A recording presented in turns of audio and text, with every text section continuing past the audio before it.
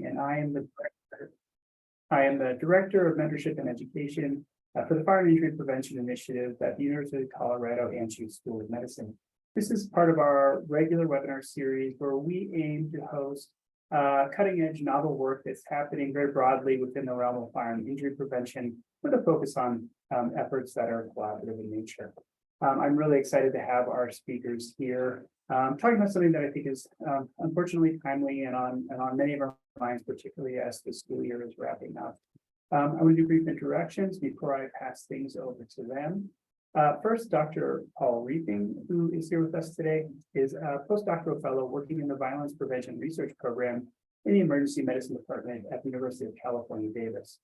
He received his PhD in epidemiology from the Columbia University Mailman School of Public Health and his MS in epidemiology from the Harvard T.H. Chan School of Public Health.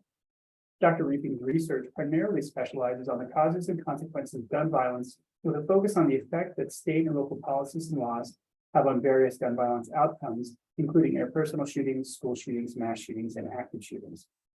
He has a particular interest in the ways that gun violence influences various health outcomes for students. Before pursuing public health, he worked as a 10th grade environmental science teacher on the south side of Chicago. Dr. Sonali Rajan is an associate professor in the Department of Health and Behavior Studies at Teachers College, Columbia University. She also holds a secondary faculty appointment in the Department of Epidemiology at the Mailman School of Public Health. She is currently the Senior Associate Director of the Edmund W. Gordon Institute for Urban and Minority Education. She's also the inaugural president of the Research Society for Firearm-Related Harms. She is a school violence prevention researcher studying gun violence, school safety, and adverse childhood experiences. She's also co-leading research in these areas funded by the National Institutes of Health and the Centers for Disease Control and Prevention. Her work prioritizes the needs for schools and communities to collectively attend to the well-being of children while keeping them safe, reducing their exposure to violence, and ensuring opportunities for them to thrive. In this webinar, Drs. Paul Reeping and Sonali Rajan will present on a range of evidence-driven solutions at the policy, community, and school levels that would contribute to meaningful reduction in gun violence in K-12 schools. The implications of these collective efforts for reducing harms placed on children and communities around the United States will also be discussed. With that, I want to thank you both for being here today. And I'm going to just ask you to share your screen and get started whenever you're ready. Great. Thank you so much. And while I share my screen, I am Dr. Rajan. It's nice to see everyone, and thank you for being here today. And I'm going to pass this over to Dr. Reeping. Hi, well, she's setting it up. It's such a pleasure to be here. Thank you for having us. It's always a pleasure to do anything with Sonali. So it's going to be a great webinar. So just to go over a bit of what you're going to be seeing here today, we're going to start with the problem statement that we have with gun violence in schools.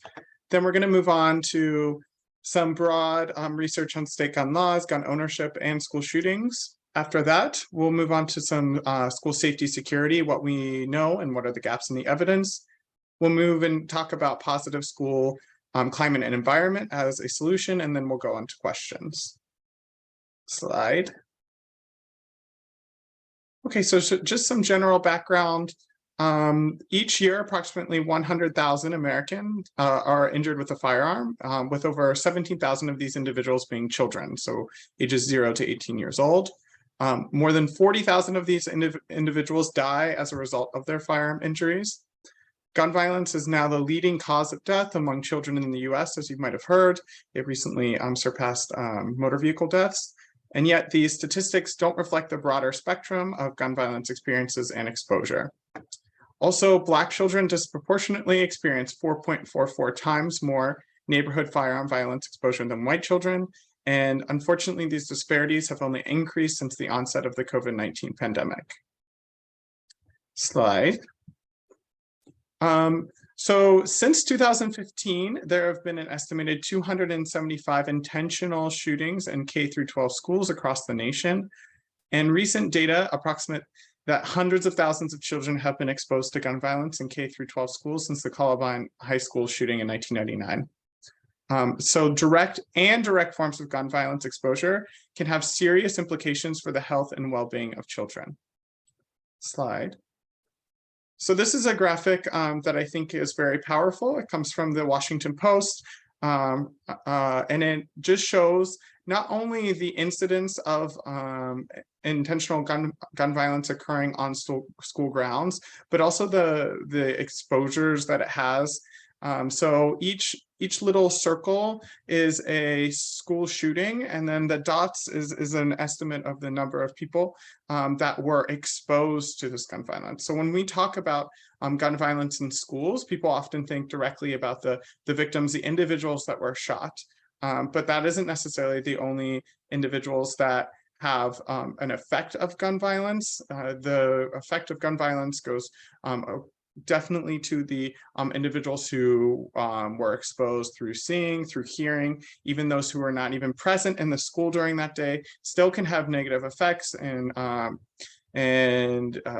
experience some sort of trauma just because their friends or the places that they consider their safe space to be suddenly are not safe anymore. So I think this does a really good job at showing the magnitude of this. You can also see that although the way of collecting might have changed a bit over time, but you can definitely see that school shootings have unfortunately seemed to become more common in recent years. So next slide. So again, school shootings are increasing. So this is from our work that we published in JSV, the Journal of School Violence. Here you can see school shooting data. These are just incidents of interpersonal school shootings that have occurred in a school. The active school shooting data, these are incidents where an individual goes in with an intention to indiscriminately harm many other people. Those are also increasing. So this ended at 2018. This is our figure, but unfortunately, if you look at the data, depending on the measurement of it, these have continued to increase, especially into 2023. There was a bit of a decrease during 2020 during the pandemic, but now they are continuing to follow this trend of increasing, which is very unfortunate. Next slide. So one of the major causes that we know that are related to school violence is the access to firearms. So currently there are 400 million firearms in circulation in the US, a figure that has increased considerably during the COVID-19 pandemic. And this includes with individuals that are not who you would expect, including women and people who are more likely to identify as a Democrat. So since the COVID-19 pandemic, there has been a definite increase in buying of firearms. There's also a clear need for the coordinated implementation of policies that are known to reduce access to firearms and, by extension, the likelihood of gun violence in K-12 schools. So large capacity magazine bans at both the state and federal levels, we know exist and they can have an effect. Red flag laws, also known as extreme risk laws, if you're not familiar with this. So they're often called ERPO laws. This is in an instance when an individual can go, and it depends on the state, they're very state specific on how they work, but in the most general definition of them is somebody can flag somebody as being a risk to them, to themselves or others, and therefore through a process that can include a court process, the individual has their firearm removed from their possession for a period of time. The idea is that once the individual is at a better place and they are no longer a threat, the firearm can be returned. These have gained prominence even in conservative-led states as a way of reducing firearm violence that is palatable to many different politics. So permit requirements to purchase a firearm. We know that permit requirements can prevent firearm violence. Ensuring all states raise the minimum age for purchase semi-automatic firearms to 21. So this has been important given the recent gun violence in schools that have happened, because There have been examples where individuals who are under the age of 21, 18, 19 years old went and bought a firearm, and they then committed violence just weeks later. So this is something that we think would have a large effect on firearm violence in schools. One thing that we know has an effect on suicide and protecting our children is the promotion of safe firearm storage practices. So that is storing guns in homes locked, unloaded, and separately from ammunition. So in this case, why this is very important is, although a lot of the above examples have some evidence showing that they work on some level, the promotion of safe firearm practices is probably the one that has the greatest evidence, the strongest evidence, and across multiple different types of firearm harms, including suicide and accidental deaths with children. We also know that many people who commit firearm violence in schools will get their firearm from home. If they did not buy them themselves, they might use a parent's firearm or a family member's firearm. So having safe firearm storage practices where the gun is not able to just be taken by a adolescent or somebody who doesn't own it into a school, we believe would have a great effect of reducing firearm violence in schools. Slide. So some work that we did very broadly was on state gun laws. So we had an estimate of permissiveness. So the permissiveness of firearm laws in a state. So for example, California and Massachusetts, they have very relatively restrictive laws, while places like Montana and Alaska have permissive laws as a whole in firearm laws. So then we looked at the relative rate of school shootings for every 10-unit change in gun law permissiveness, and then I'll talk about gun ownership afterwards. What we found was that there was for every 10-unit change in the state gun law permissiveness, there was a 10.5% increase in school shootings, and that was significant with a confidence interval ranging from 2.5 to 19.3. That was just on interpersonal shootings that occurred at schools, not active school shootings. When we looked at permissiveness across active school shootings, in states, we found that there was a 13.9% increase in active school shootings. This was not significant. It was close to significance, but there were also a lot fewer incidents in this example. We then also looked at ownership. As you can see here, ownership for every 10-unit change in state gun ownership, you can see had a 27% increase, and with an estimate for school shootings ranging from 6.8 to 51.1. This was significant. And then the ownership for active school shootings was nearly double that, with a quite large confidence interval, but still significant. So here we can see that ownership and permissiveness do have a role. These estimates are adjusted for confounders such as poverty rates, the percent of white individuals living in the state, and other measures of socioeconomic status. So that is something that we know has an effect. I will say that the permissiveness of firearm laws is very broad. So we went over on the last slide a few things that we think would have an influence on preventing school violence and school firearm violence. But one of the things that is hard in this area is that luckily school shootings are still very rare. And when we're looking at all these different laws that vary across states, it makes it very hard to determine for sure whether or not a law has an effect, just because we don't have the power to detect an association. So in this case, we looked very broadly, but in the previous cases, we talked more about, or I was talking more about just general firearm violence, because we know that those can have effects in that area, and we would assume that they would have the same effects based off this research, that permissiveness does seem to matter and ownership does seem to matter. We can assume that they would also have an effect in school violence. Okay, slide.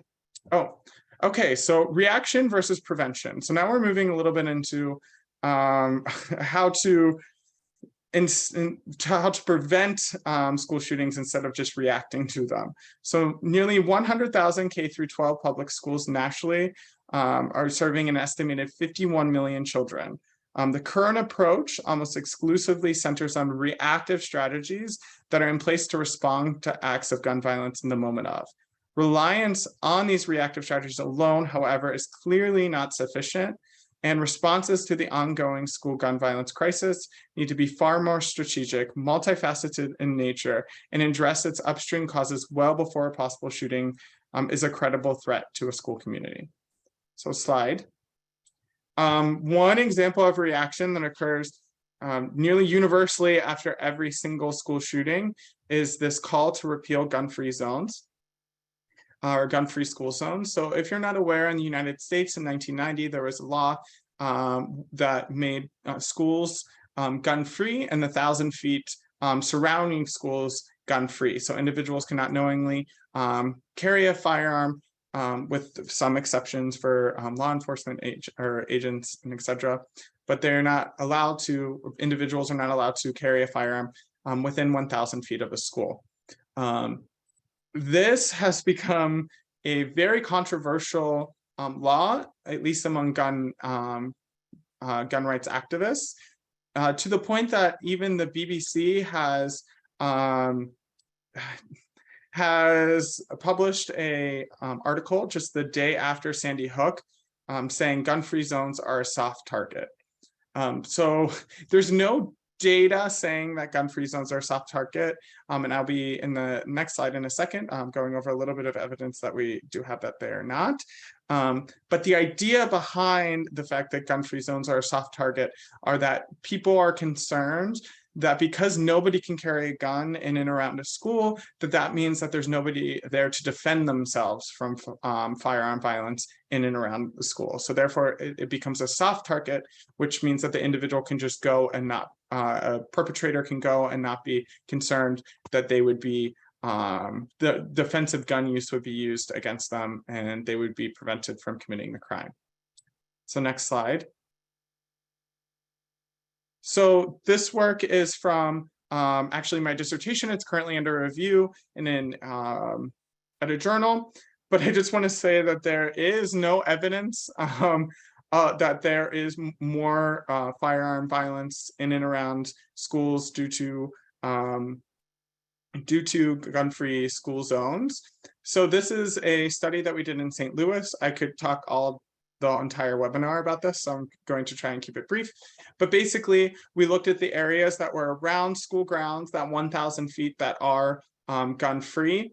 And then we looked at the area directly next surrounding, adjacent to the gun-free school zone. We called it here a gun-allowing zone. And then fundamentally, a lot of other things went into it. We looked at the differences in crimes committed with a firearm in basically the red, the gun-free school zones, and the blue. What we found is that there was absolutely no difference. As you can see here, the incidence rate ratio was 1, the confidence interval ranged from 0.999 to 1.002. So there was absolutely no evidence that individuals were coming into gun-free school zones to commit violence. There's also a lot of different biases that have occurred in the study, limitations, including the fact that we expect that crimes committed with a firearm are more likely to occur or more likely to be reported in and around schools than perhaps a little bit further from schools, just as one example.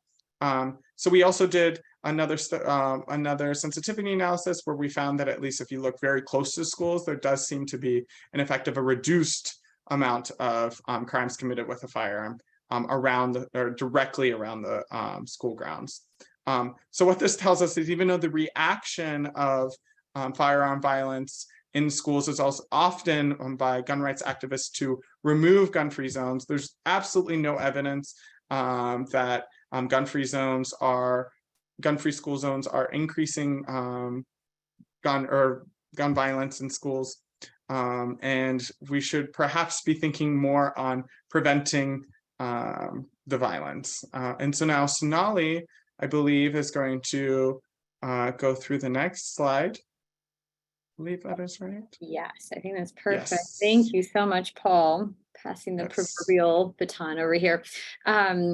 So as Paul has been talking about, the access to firearm piece and the way in which we react to school shootings very much drives a lot of the conversation. And all of this is really important and part of the conversation we should be having around how we meaningfully can and should be preventing gun violence, specifically in K-12 schools around the country. The challenge is that we are really only hearing about one aspect of the conversation and not the full and broader set of solutions that we ought to be talking about. And so I'm very fortunate to work with Paul and several others in thinking more broadly and more expansively about what school gun violence prevention should look like.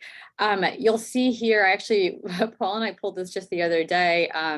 It took me about 2 seconds to find all of these headlines where you can just get a sense of what is happening right now in many of our schools and what the collective response to the potential or anticipation of school gun violence looks like. So stop the bleed trainings and active shooter drills and clear backpack policies and arming teachers. And the challenges, we hear these same calls and we sort of situate the discourse right here when we talk about school safety and security.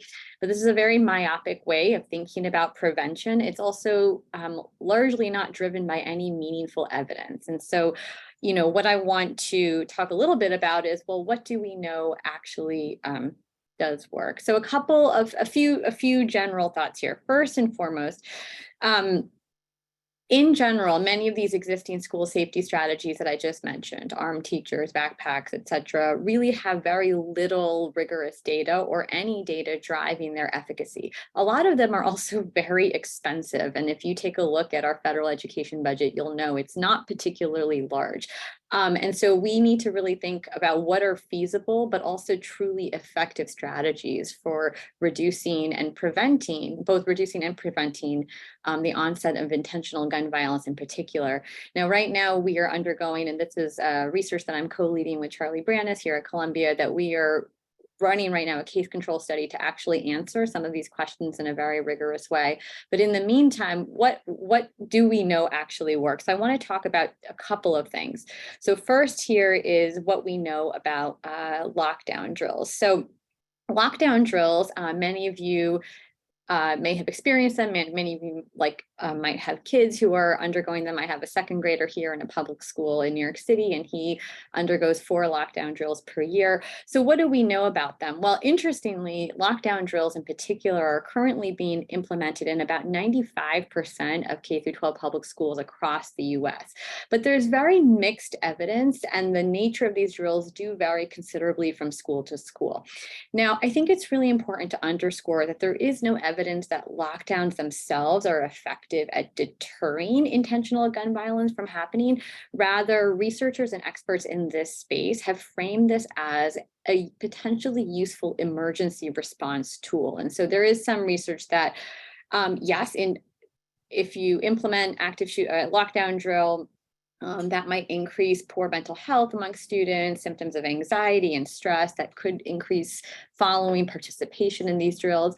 But if drills are implemented in developmentally appropriate ways that are aligned with some of the best practices that are being put forth by the National Association of School Psychologists and others, when done correctly, lockdown drills can improve perceptions of safety and increase students' sense of preparedness for this kind of emergency. So the existing literature base, while we have very little evidence guiding many of the existing strategies that are in place in many public schools, there is potentially some positive benefit of implementing thoughtfully, developmental appropriate lockdown drills that follow existing best practices.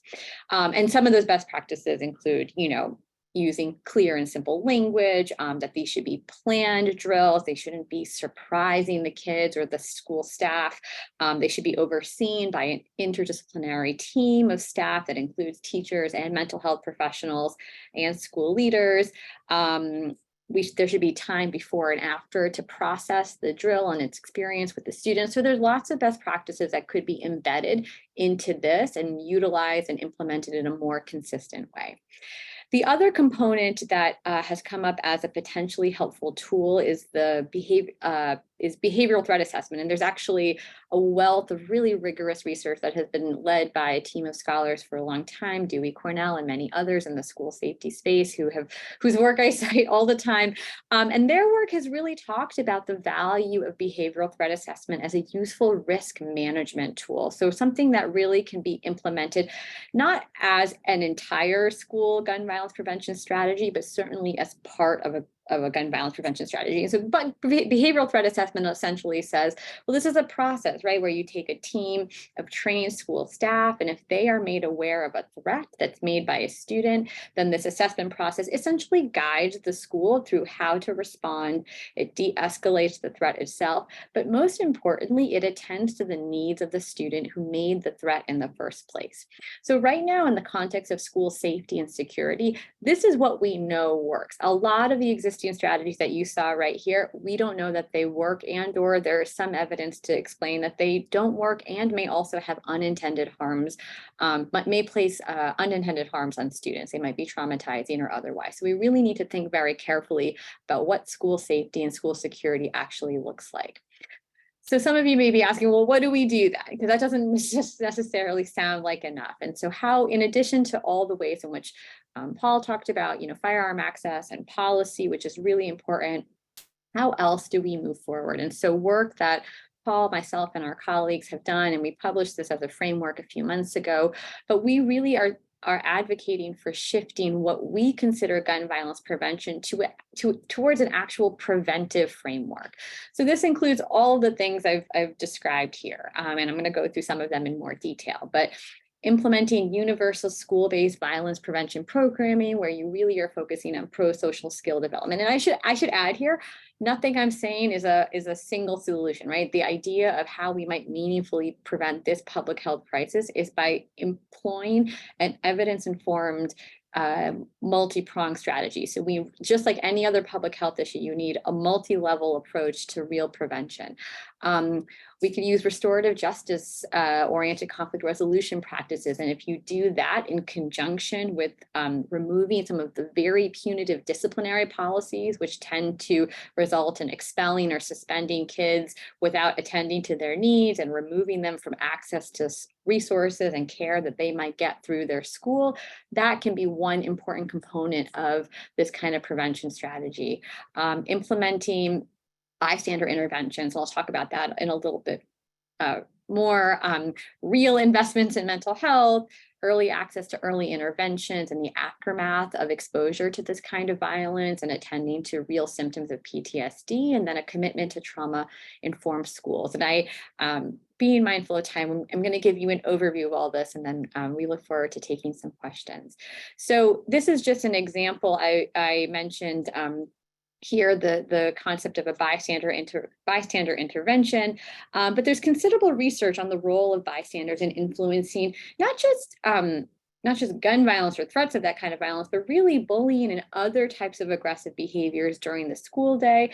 And we can draw on that work to really better understand other risks for violence perpetration as well. And so there's work that's really described, for example, even passive bystander behavior. So in other words, a lack of an intervention in the moment that can inadvertently enable contentious interactions between peers to escalate into more serious forms of aggression or violence. So really the idea of what is an upstander, this is something that occurs in many forms in various schools, but research has I think what's really encouraging is that the research that exists has really highlighted the connection between what we call a positive bystander or an upstander. So someone who's discouraging that contentious interaction or redirecting the situation, and in a positive association with a positive school climate and decreases in aggressive behaviors at school. And I think it's worth noting here that there's been previous work on school shooting perpetrators. This is work that's come out of the US Department of Homeland Security that has found that the majority of perpetrators prior to committing this type of violence exhibited concerning behavior prior to that attempt. And so this really highlights the importance of building awareness, communication, and promoting these types of behaviors among students, but also among other members of a school community. Now, the nature of a concerning behavior, I put that in quotations, really can vary considerably. And we want to be mindful in the National Association for School Psychologists, for example, they're very clear to underscore this. We're not trying to typify what a school shooter or profile looks like. We want to avoid that. But the idea that we can that there might be warning signs, just generally speaking, that we want to attend to, withdrawing from friends or school activities. So a student who might make statements about self-harm, they might be engaging in bullying behaviors or even making some direct or violent threats. And so I share this all to say, so what you're seeing right here is an example. This is Sandy Hook's Promise. Sandy Hook Promise has their Say Something, Start With Hello program, which is really an effort to and this is in their words, really creating cultural change that leads to safer schools. And so the idea is, how do you use social emotional learning curricula and programming and core competencies to encourage students to seek help when they need, build on those relationship skills, really focus on empathizing and how do we shift a school's culture. So this is a really nice example of that kind of bystander intervention we're talking about, that again is not a single solution to the prevention of gun violence, but could very readily and naturally be embedded into as part of a comprehensive violence prevention strategy. Now, something we all hear after every shooting is a call for better mental health. I have yet to see this successfully implemented in any sort of meaningful way in any school district in this country, largely because there's a lot of talk and not a lot of action or resources put behind it. But what does this actually mean? So yeah, we need consistent and equitable access to comprehensive mental health care. Families and children and school staff all are deserving of that, should have that, and not just in the aftermath of a school shooting, but on a consistent and regular basis. So the way what that could look like is certainly by expanding, first and foremost, the capacity of child mental health services in schools. Many of us here know there's a school psychologist shortage in our public school systems right now. So if we could advocate for more funding, and there's been various efforts to try and do that through different pieces of legislation, federally and at state levels, but hiring more school counselors, school psychologists, and other qualified and trained school-based mental health professionals. Training teachers and parents and even siblings so they are collectively able to provide support to students who might be at particular risk for poor mental health outcomes, both during and outside of the school day. So recognizing a lot of the work that Paul and I and our colleagues do is understanding and underscoring that children are not, they don't just come to school and then that they come to school, but they are informed by what's happening at home and in their communities and on their commute to and from school, and that they are individuals whose needs need to be attended and cared for in all of those ways. So thinking about what's happening outside of the school day is really important. Increasing the number of state and local grants that are made available directly to school districts to increase the availability of mental health services. Now, I'm a little loath to say this because, asking school staff who are already overworked and under-resourced to write grants in addition to everything else they're doing seems a little unnecessary. So I would love to remove that mechanism and just provide schools directly with the funds they need. But sometimes having the grant mechanism is helpful for more local jurisdictions to identify schools and communities with greatest need. So that's, why that is there. And then how can we connect K-12 schools directly with community-based organizations that are already doing this work, that are already on the ground providing needed services so that we can broaden the range of options available to children and to their families. Now, in addition to all this, of course, we need to consider and think through what is available to kids and to their families in the aftermath of this kind of violence. And I think, and I'm going to talk about both this and trauma-informed schools kind of as a collective piece here. You know, gun violence is so ubiquitous, and work that I have done with my colleagues and others have really talked about the level of exposure that to gun violence in particular that children are experiencing, not just in school, but outside of school. And the prevalence of gun violence, as Paul was mentioning earlier, it's now the leading cause of death among children here in the United States. But that prevalence of gun violence has only increased since the onset of the COVID-19 pandemic. So this is a persistent, prevalent issue that's occurring in our schools, it's occurring in our communities. And so we need to understand that, you know, this type of exposure to violence in and of itself places children at heightened risk for poor physical and mental health outcomes. And so some of our work in our framework, and as we talk about what meaningful prevention to gun violence looks like, is to say, all right, what are we doing to support children in the aftermath of that exposure to gun violence? And so some of the work that we've done has really highlighted, and this is drawing on the work of others, shown that many school-wide interventions, that there are many school-wide interventions that have been shown to be both feasible to implement and relatively cost-effective, and then also effective at reducing the initial symptoms of post-traumatic stress disorder. And this is especially important in the context of school gun violence, since, as many of us know, PTSD harms propagate more violence if they're not effectively treated. So these are, you know, we have to think about both preventing gun violence, but also doing what we can to support and nurture children in the aftermath of this type of exposure. I want to highlight a couple of programs and interventions here. Some of you may know this, the cognitive behavioral intervention for trauma in schools program has been used with children from late elementary school through high school. And then there's the multimodality trauma treatment initiative, which has been developed also for kids in the school, K-12 school age range. And then Listen, Protect, and Connect, essentially another method that is used in the aftermath of it's really part of a disaster response piece. So being aware of what these interventions are, so that if there is this type of exposure, that schools are ready to implement them, that they have these tools at the onset, is really important. Oops, sorry, I'm moving around here. But at the same time, I think it's also important, and a lot of our work has really talked about this, which is, what does a commitment to trauma-informed schools look like? And I think this is really important. A lot of my work really talks about adverse childhood experiences more generally. And as I was saying, not only has gun violence increased since the onset of the COVID-19 pandemic, but many other ACEs have increased as well. Caregiver loss, housing instability, economic instability. So we are seeing kids come to school with histories of trauma, and we need, and their teachers as well, right? And many of the school staff. And so we really have to think about, what are we doing to ensure that kids feel that kids are actively supported, and that by extension, we are reducing the likelihood of very poor physical and mental health outcomes in the short and long term.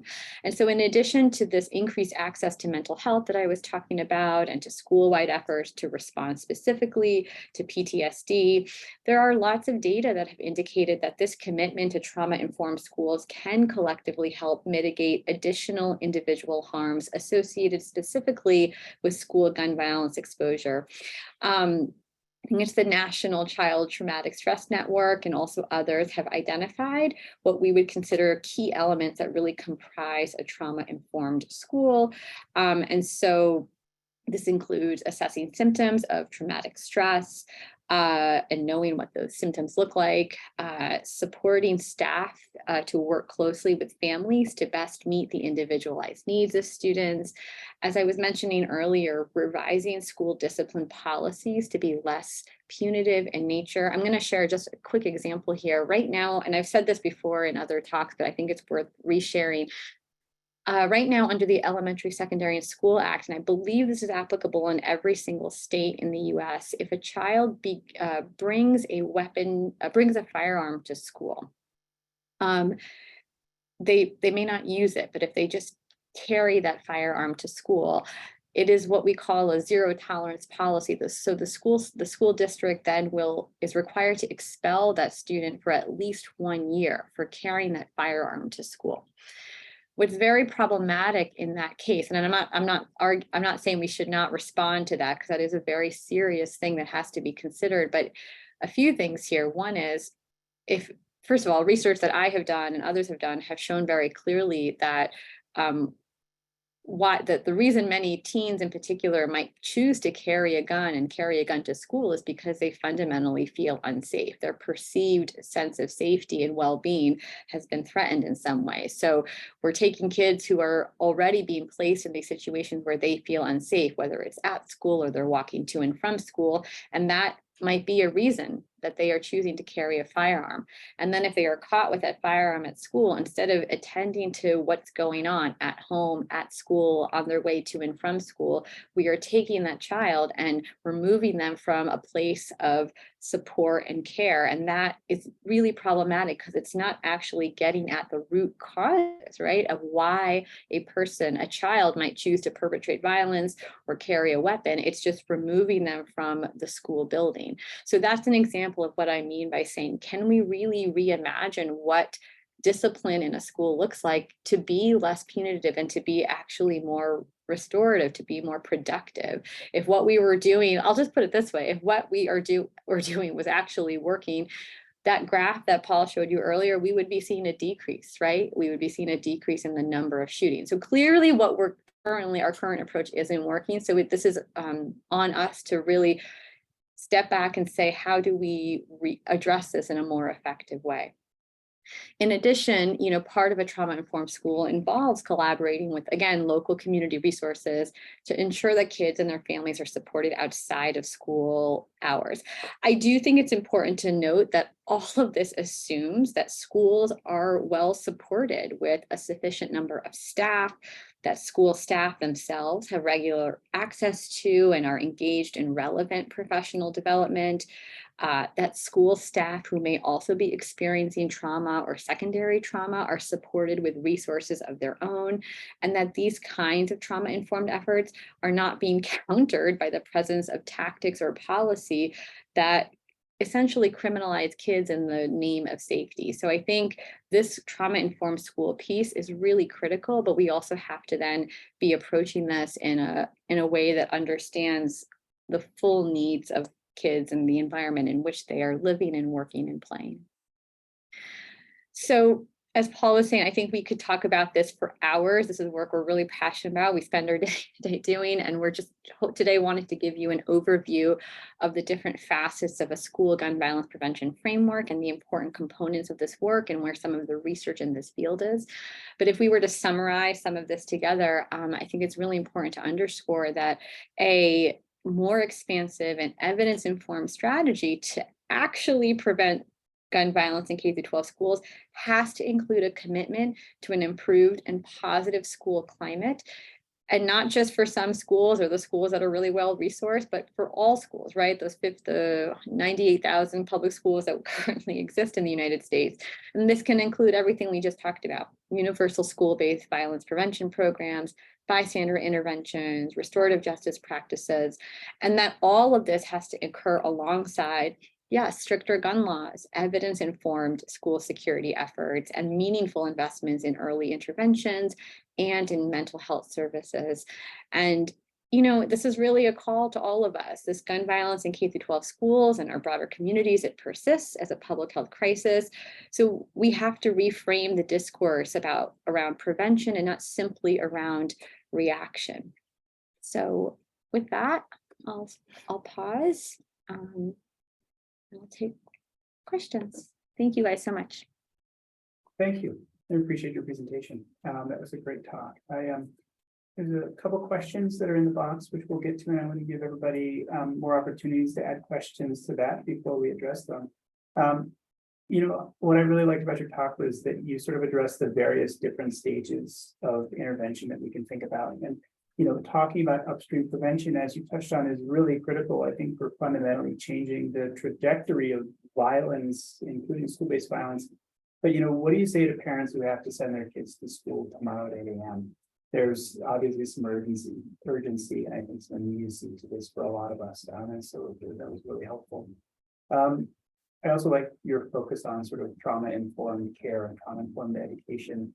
You alluded to the injuries and the deaths are, shattering for all of us, but they're also just part of the large iceberg of I think, a growing number of traumas that are happening in our communities. I'm curious, I do mostly adult-based research, and, all I have to do is say, do you consent, sign this form?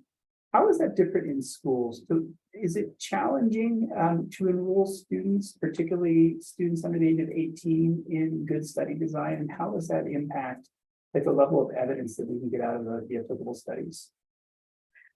I'm happy to speak to that just from our current experience right now.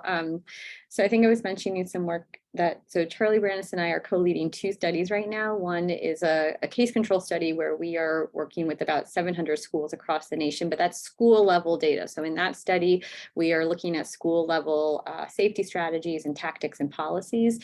So we're not collecting data from kids in that study, but we are running a second study right now funded by the CDC where we are looking at a subset of those schools. And in that study, we are collecting data directly from kids and from teachers and from principals. It's really hard. I'm going to tell you, one of my doctoral students just defended her dissertation this morning, and she did some school-based work, data collection around ACEs.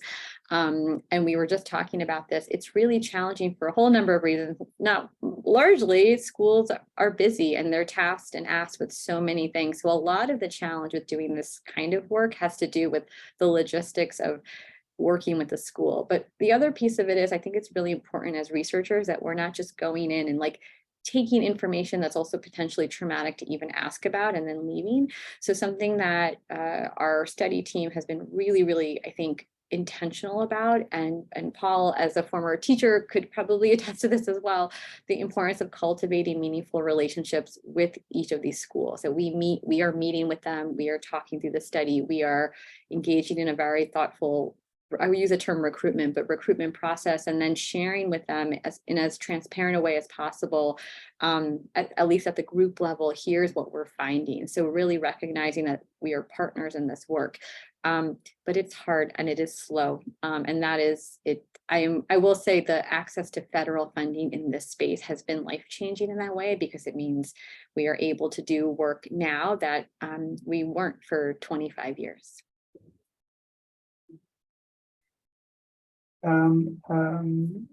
There's a question in here which I'll just reword a little bit because it trails off of the comments you were making, Dr. Rajan, about punitive actions against students.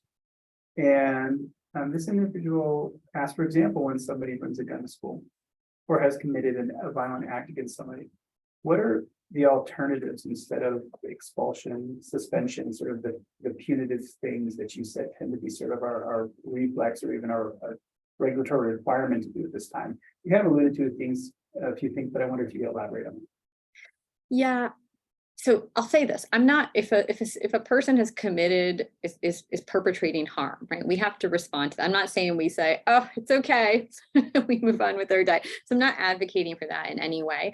I think what's important though is to say, part of why I think I talked about that the process behavioral threat assessment, and part of why behavioral threat assessment I think has been particularly effective is because in addition to responding to the threat of violence, that process requires this team of school professionals to work with the student and their family and or caregiver to figure out what's going on at home. So it's a process that really allows for more attention to what contributed to this threat in the first place. It's not going to fix everything, but it's at least getting at the fact that this might be a student with a range of needs that have clearly not been met, right? So kids don't just bring weapons and carry weapons and threaten violence for no reason. They are been placed at risk or in vulnerable or stressful situations for at some point for years. So what we're trying to do is get at, okay, what's been going on that we have missed?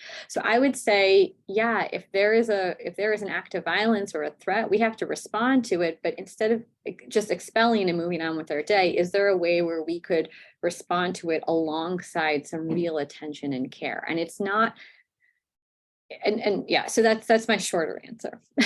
That's a great answer. This has been on a lot of folks' minds, and so I do want to get to this question. Is there any research or evidence for or against other, I think what you labeled as reactive methods, such as things like metal detectors, clear backpacks, arming individuals such as school police officers? And I would sort of highlight their comment, which is for or against. Do you want me to take this one, Sonali? Yeah, I can start up. Okay, so there isn't any research-based evidence really for these reactive methods for metal detectors, clear backpacks, and armed school resource officers. I do want to point out, I was a teacher. I worked in a school.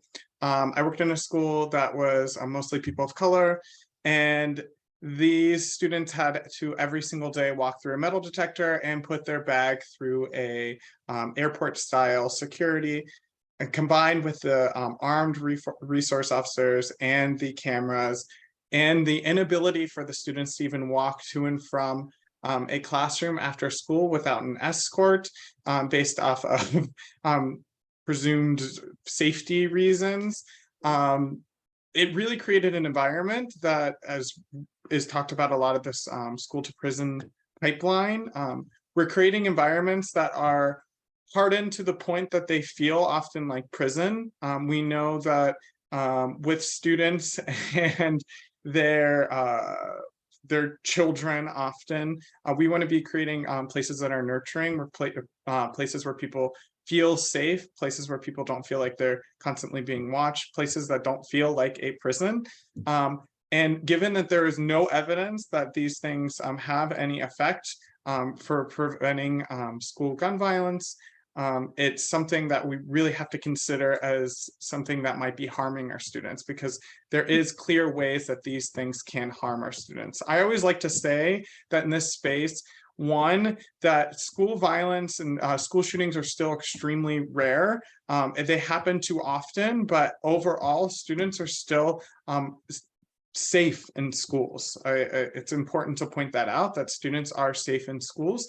But just like plane crashes, like they should not occur at all. That there should not be any school violence in any school. And when there's a plane crash in the United States, we put all these different things in place, evidence-based solutions to make sure that that doesn't occur again, and in a way that protects the people in the plane and their well-being.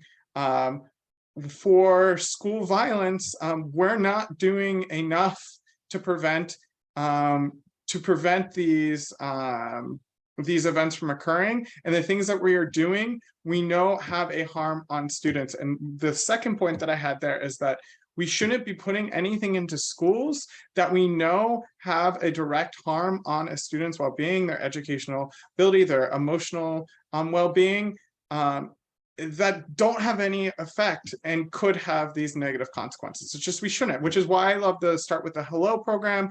I love the mental health resources. I love these programs that have positive effects on students' lives, that we know have positive effects on student lives and are not causing students distress, that are not causing students to not want to go to school every day, because the ultimate reason why students are in school are for educational and social emotional learning.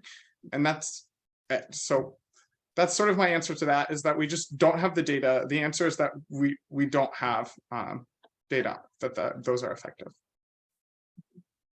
Thank you. And to your point, it's difficult to have these conversations in a silo where we don't at least discuss how they have differential impacts on different communities, particular communities of color. Yes. Yes. Questions here. I'm a mother of school-age children, and I feel probably 2 to 3 calls a month from other parents of school-age children who want to know what they can do about the public health crisis. there anything that parents can do to help support these solutions being offered in a meaningful way? Yeah. So so I'm also a mom, and I talk Paul, we're talking about my 7-year-old all the time. I'll say this, like, a few things I think are really important. One is this sounds, everyone says, okay, yes, get involved with but like being involved with your local school district, your school board, your PTA, like we just are voting here today in our local district around, for different positions, like really being engaged at the very local level, because that's where those budget decisions are going to be made. I'm just going to share an example. New York City Public School District, which is the largest public school system in the entire country, so it serves over 1 million kids. We have a budget of about $400 million that falls under the umbrella of school safety, of which over $200 million of those dollars goes to more police in schools. And there's no evidence that increasing police presence in schools is going to keep them safer. Right? And so that's an example where, as parents, we can talk to our school board, our chancellors, we can be involved at the local level around what is that budget looking like. So this sounds like not very exciting, but that having a say, and our elected officials are supposed to represent their constituents. So really going to those district-wide and school-wide meetings to help advocate for better practices is really important. I think the other piece of it is also to share what does work. I think and Paul, this is something that both Paul and I and our colleagues wrestle with on a regular basis, but the public discourse tends to be very mired in, exactly as Paul was saying, gun-free school. It gets mired in these debates.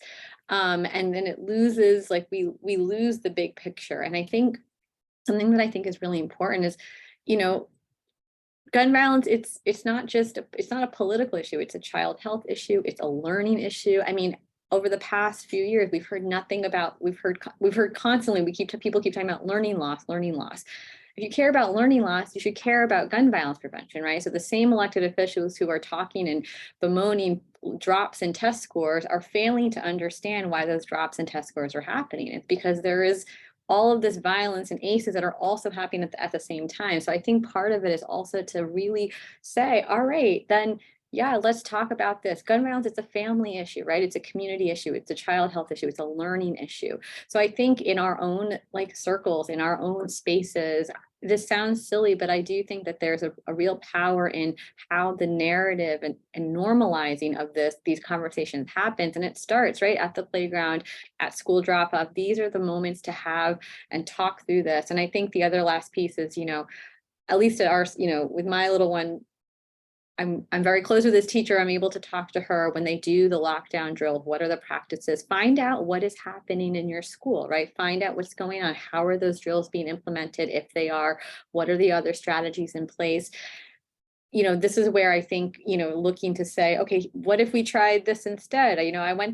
I heard about the Sandy Hook Promise program. I hear that has some evidence driving its effectiveness. Or if you live in an area with high gun ownership, then as Paul was talking about, we need to store those guns safely and securely. We need to be asking about those firearms before a play date. So this is kind of this is where I sit as a mom. I think those are the things that come to mind, those are the things that I think about on a what can I do in my own little nooks here that I think really matter. And if we're all doing it, it adds up. So that's I don't know that's useful, but that's what I would say. That's how I would approach this. So thank you. That's a great answer. I appreciate it. So we're at the top of the hour.